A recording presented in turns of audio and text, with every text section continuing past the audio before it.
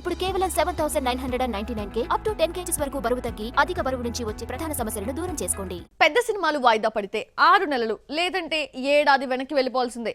April 5న release కావాల్సిన దేవరా ఇప్పట్లో కనిపించదు. దసరా వచ్చే వరకు వెయిట్ చేయాల్సిందే.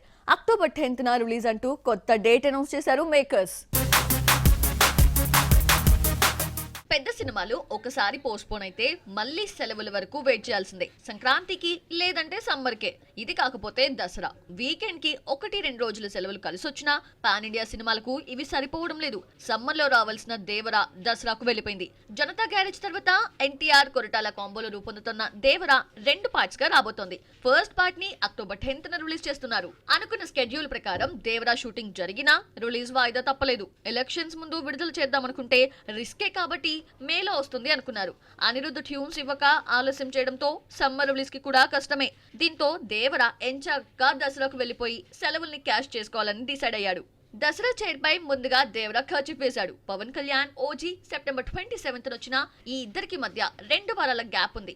ఓజీకి గాంధీ జయంతి కలిసొచ్చి లాంగ్ వీకెండ్ వచ్చింది. సంక్రాంతిలా దసరా కూడా కాంపిటీషన్ తప్పనిసరి.